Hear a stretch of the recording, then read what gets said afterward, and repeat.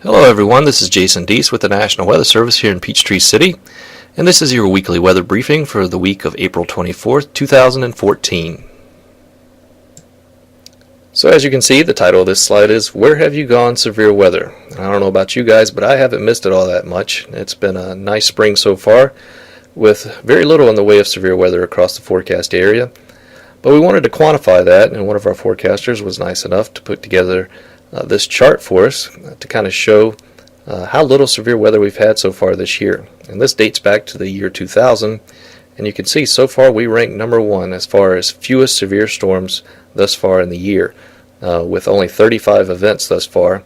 The second ranked was back in 2004 with 48 events, and you can see how this ranks as far as the median goes around 2007, 2008. That shows that we should be right around 200 to 250 severe storm events so far, and we're nowhere close to that. And then if we go back to 2005, which is the all-time high since 2000, we had over 400 events by this time period. So hopefully we can all agree that it's been a nice year thus far. Let's see if we can keep it that way. So the first system we're going to be looking at is actually coming in late tonight into Friday morning. We can see this is kind of the radar representation of what it might look like in the morning. 6 a.m. we're going to see a swath of showers across North Georgia. Pretty good coverage of showers, but the thunderstorms indicated by the deeper oranges and the reds are going to be mainly to the north, but you can see over the far northwest corner over Dade and Walker, we are starting to see some thunderstorms trying to creep into the northwest corner there by 6 a.m. And by 7 a.m. we still have pretty good coverage of showers across North Georgia, as you can see, but the thunderstorms are mainly confined north of the area now. This is just one representation of one model showing where the thunderstorms might be, and it could be that some of these thunderstorms do impact the far northern portions of our counties. So we're going to be watching that overnight to see how far south these thunderstorms actually progress. The one thing we feel like we have a pretty good handle on, though, is by 9 a.m. a lot of that significant activity with the thunderstorms is going to be moving into the Carolinas, and we're just going to be left with a decaying line of showers moving through north central Georgia. Rain chances will be very limited by 9 a.m. with most of the activity shifting out of the area. So when we were talking about those thunderstorms possibly moving into the far northwest corner of the forecast area Friday morning, this is why that is important. These are the winds that are expected right around 1,500 feet, so just off the surface. Moving into that northwest corner, you can see the deeper oranges there and then the reds over Tennessee and Alabama. That's indicating winds anywhere from 35 to just over 40 miles per hour at that 1,500 foot level.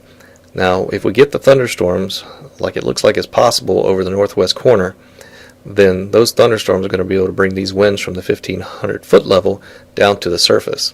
And then certainly the higher elevations could already see some higher gusts even in the showers as this activity moves through too. So if we get the thunderstorms, though, we're expecting more significant winds, 30 to 40 miles per hour, and with the saturated soils that we have in place, this will be more than enough to bring a few trees down across the area. So we are looking at the possibility of some isolated strong storms across the area.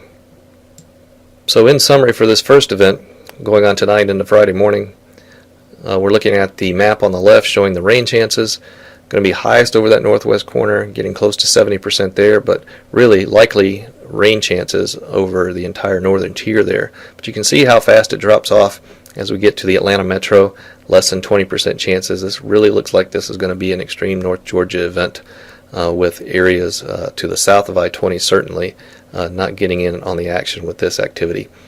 We are looking at possibility for some gusty winds and certainly some lightning over the northern tier as well, especially that northwest corner.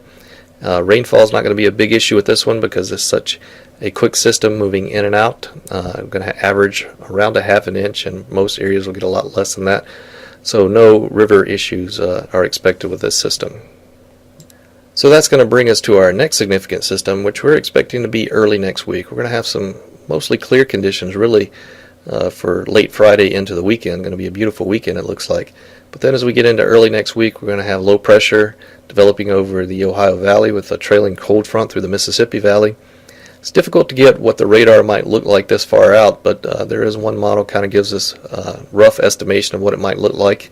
And it does show some thunderstorm activity indicated by the yellows and deeper oranges moving into North Georgia, and this would be Tuesday afternoon, but really we're looking anytime from late Monday into early Wednesday, as the models do have some uncertainty as to the actual timing of the system coming through. But it does look like there is some potential for thunderstorms, but I'll get a little bit more into the uncertainty in the next couple slides.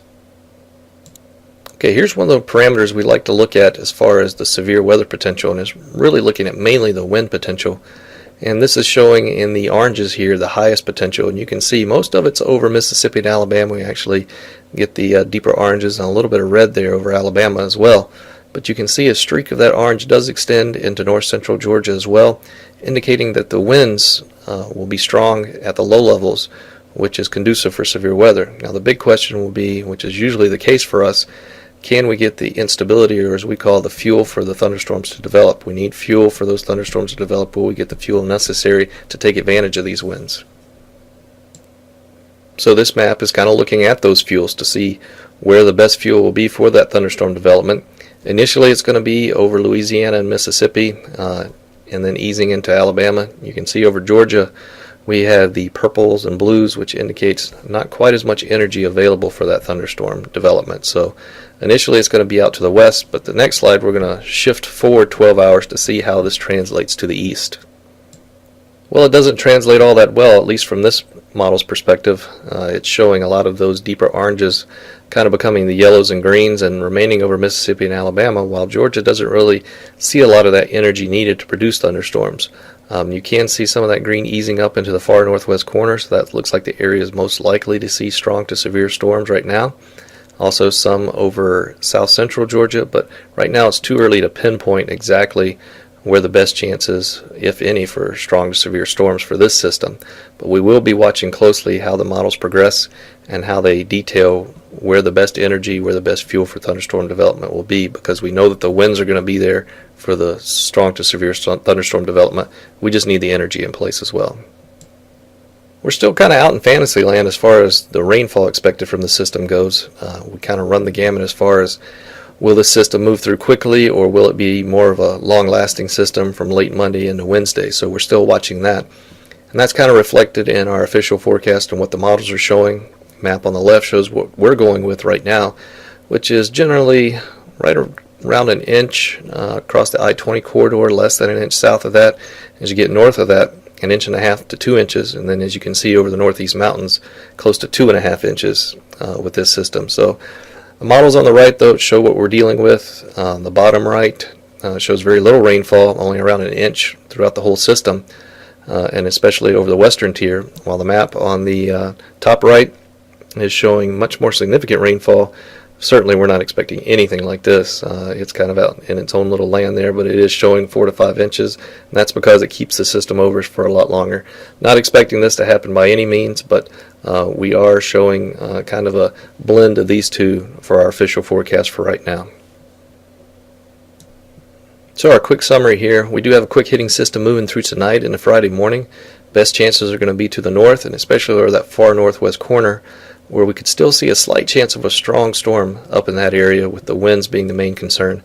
Generally clear and warm conditions late Friday through the weekend. Going to be a nice weekend out there for everyone.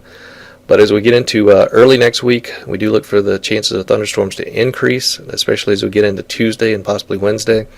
Looking like the best chance of strong to severe storms to date, but much uncertainty still in the models.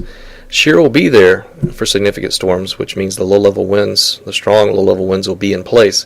But the question, as always, will there be enough instability or the energy for severe storms to develop? And we'll be paying close attention to that over the next week, so stay tuned, and we'll be refining the details on that. But for now, thank you very much for listening.